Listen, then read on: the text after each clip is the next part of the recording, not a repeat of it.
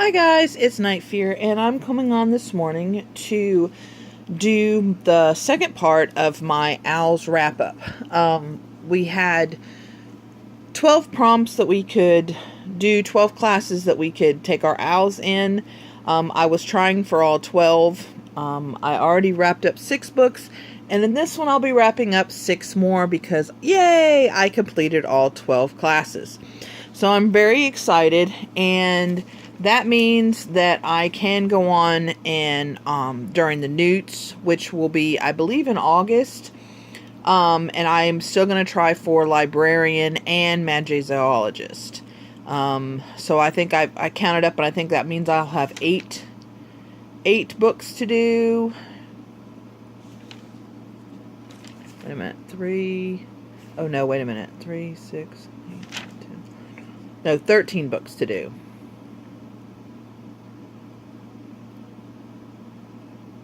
No, 14. 14. 14? Let's see, those are each 3. 4, 5, 6, 7, 8, 9, 10, 11. Wait a minute. I don't know. Anyway, I'll have a bunch of books I have to do.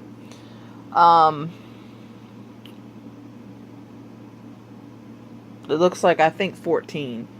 Anyway, I'm insane, and, I'll probably try to do all the newts too, but last year, I don't remember how many newts I ended up finishing last year, but yeah. So, I'm excited that at least I completed the OWLS, all of the OWLS, and I want to share with you the books that I read for the rest of the prompts. I will link part 1 down below, so in case you missed it, that you can just go watch that too. So, the first one that I didn't complete with the first 6 is arithmancy, and for that one we were to read a work written by more than one author, and I chose Powers That Be by Anne McCaffrey and Elizabeth Ann Scarborough. Anne McCaffrey, if you haven't heard of her, wrote the Dragon Riders of Pern series, and if you like dragons, I highly recommend those books. She has a take on it. I mean, it's a whole world, and the books kind of build on each other, but you don't have to kind of read them in order, even though I have seen lists now that are, kind of put them in an order. And she's wrote, just all kinds of things. She's wrote a series about Acorna, which is the unicorn girl, which I absolutely love. But I hadn't read this series yet, and so I decided I would read this first one.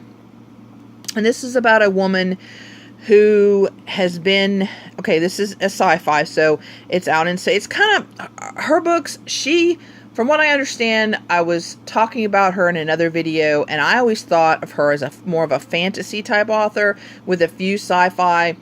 But she considered herself, because she has passed, but when she was alive, she considered herself to be sci-fi, and all of her books to be sci-fi. But a lot of them have that fantasy element in them also. So her books are kind of on that line of sci-fi and fantasy. And this one I definitely would say is too.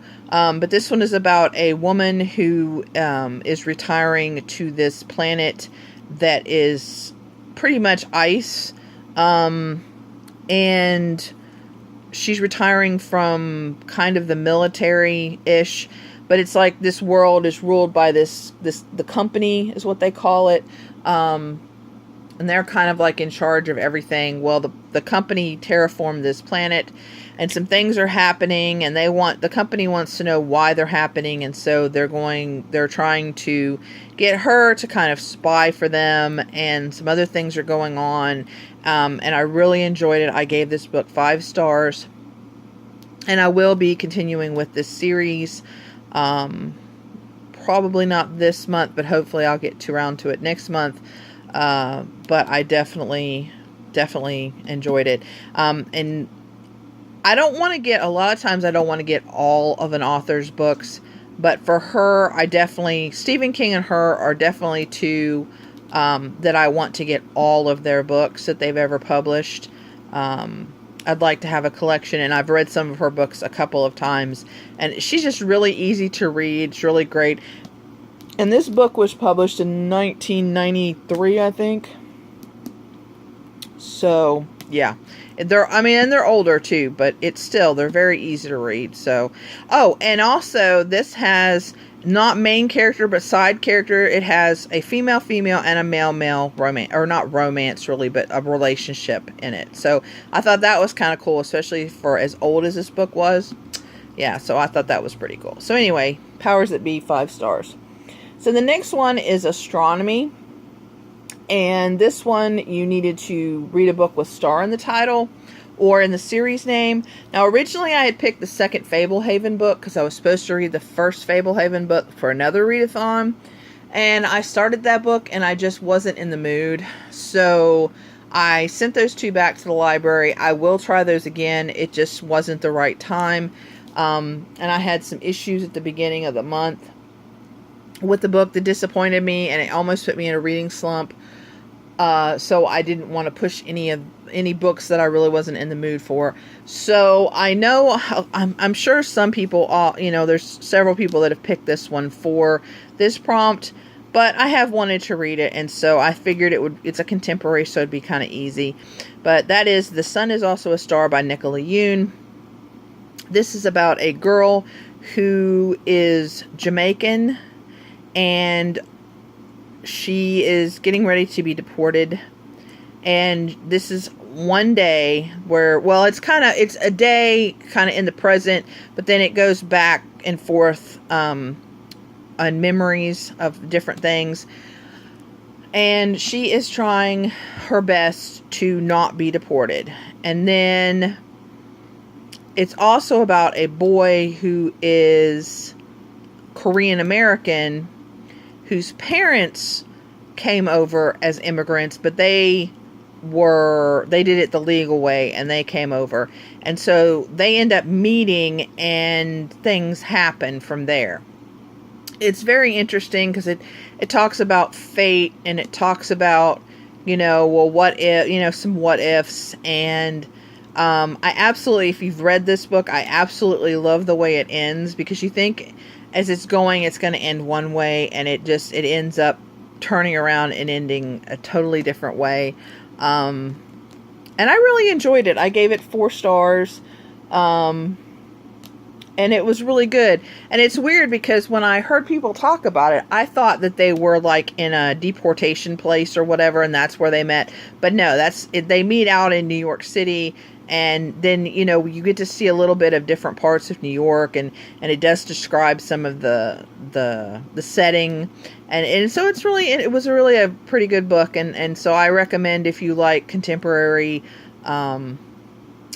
sweet stories with kind of a sad twist to them, then I definitely would recommend this one.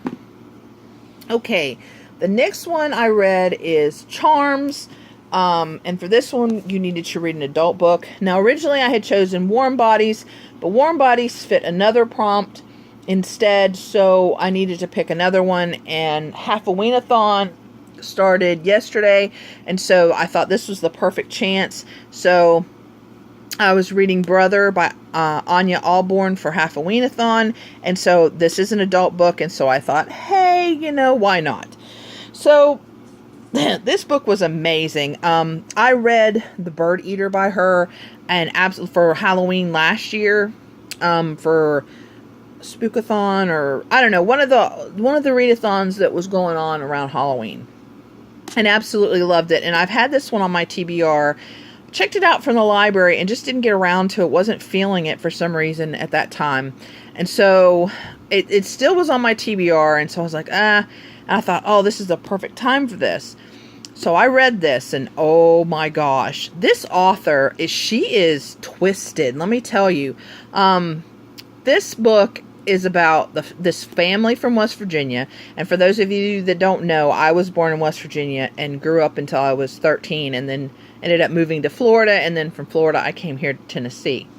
So just that, just them being in West Virginia almost is enough, but it goes on from there.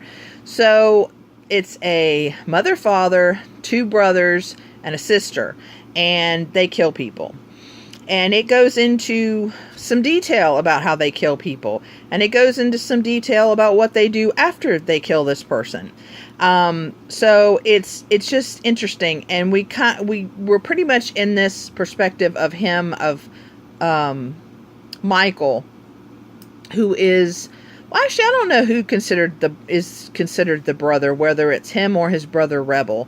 But so Michael is having some issues with the family about what they do, but he has to go along with it. Not going to tell you why, but he kind of has to go along with it. Well, through the book, he ends up meeting this girl and kind of liking this girl, and he doesn't want his family to end up killing her.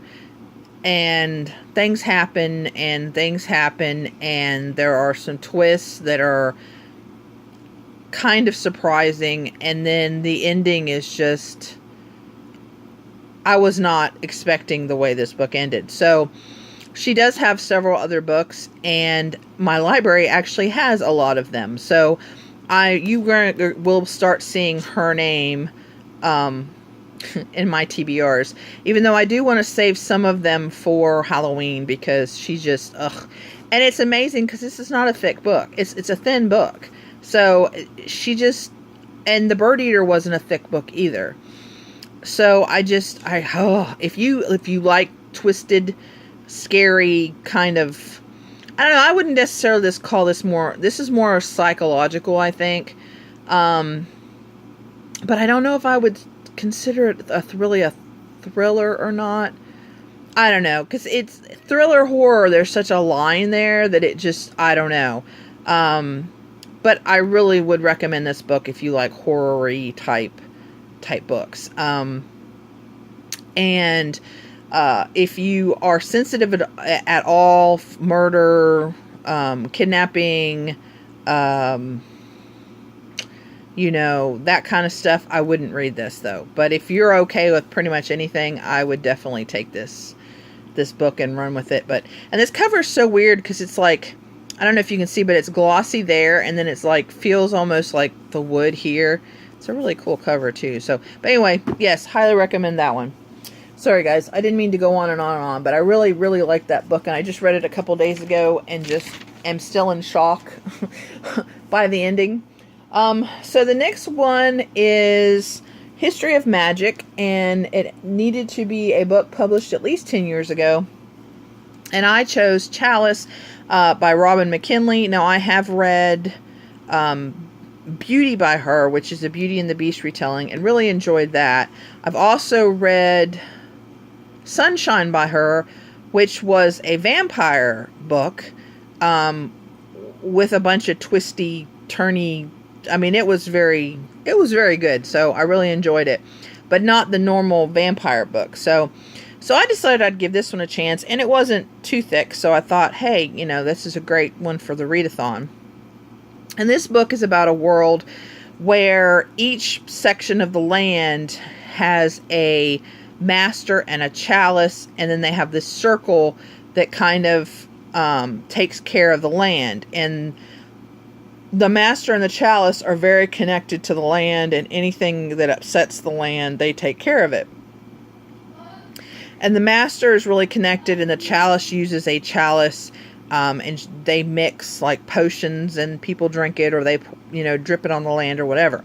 So in this world, the master and the chalice have died unexpectedly, and a new chalice is chosen, and she was not mentored or anything, and so she's kind of wandering her way around, trying to figure out how to do this, how to mix everything, how she's supposed to act, because of course there's ceremonies and things, and you're supposed to act a certain way. And then the master, who is the original master's younger brother, who was sent off to be a fire priest, where they actually turn into fire almost. And he's at a level where his skin can burn you and things like that. But they bring him back, and he's trying to also kind of figure out if he wants to stay or what's going on. And so it's all about them trying to appease the land, which is very temperamental because of everything that's happened. And then you have some political drama with the overlord, who is like the governor or whatever of the, or I guess the ruler, I guess, of the whole land, that's kind of divided into these parcels where the master and the chalice are, you know, kind of take care of the land, but the overlord's in charge, and there's some political drama there. So it's really interesting, and I really enjoyed it. I gave it 4 stars. I felt it was a little slow in some places, but overall I really enjoyed it, and I can't wait to read some more of her work. Okay, so the next one is Muggle Studies, and that is to read a contemporary, and this is the book that almost threw me into a reading slump. This is All We Can Do Is Wait by Richard Lawson. I don't know where I got Lawrence from. Yeah, I was trying to read through the camera instead of reading through the book. This book is about a bridge that collapses, and we are in the waiting room with 4 different characters waiting for their loved ones to figure out what's going on. I was so extremely disappointed with this book. When I read it, the synopsis, I thought, oh, this book is going to make me cry, and I'm going to love this book, and, you know, it's going to be a new favorite, and, you know, it's going to be one of those contemporaries that I'm going to love. And no, it was extremely boring. It was, I mean, we had these 4 perspectives we were in, and then he threw another one in out of nowhere, and it had nothing to do with the bridge, and I didn't like it. I didn't like it at all. I mean, I did give it 3 stars because I felt guilty and didn't want to give it 2 stars because, I mean, the writing wasn't that bad. It was more how disappointed I was. And after I finished this book, I didn't read the next day, and then I hardly read anything like that whole week after I read this book. And I can't remember what book it was that got me out of the reading slump, but I just, no. I'm very sad because, like I said, I was so convinced that I was going to love this book that it just, no. So 3 stars, would not recommend at all. So the last book is for Transfiguration. It was either Sprayed Edges, which I do not own any books of Sprayed Edges, which makes me so sad, but I don't, or Red Cover. Now, originally, I had chosen Red Rising for this. I started it and just wasn't into it. I haven't DNF'd it. Like, it's not a DNF, like, no way I'm going to read it again ever. But just, it wasn't the right time for me to read it. And that's a book that I've heard so many good things about that I don't want to just, you know, read more and get so bored with it and frustrated with it that I'm going to hate it and not want to read the rest of the series. So I put it down. And I moved Warm Bodies because obviously Warm Bodies is a red book. And I thought, oh, how perfect. And then I had, like I said, I had Brother to fill the space that this was in. So I thought, why not? So Warm Bodies by Isaac Marion.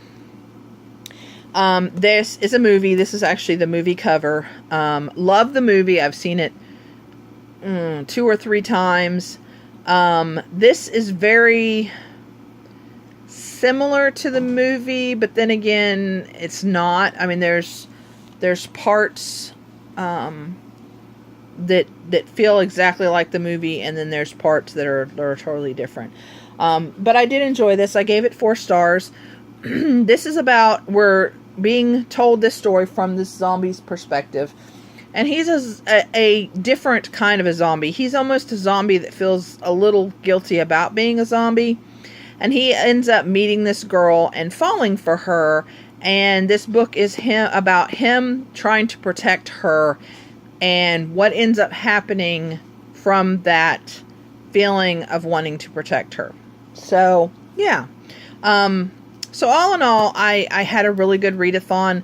Almost all of them were 4 and 5s. I found a lot of good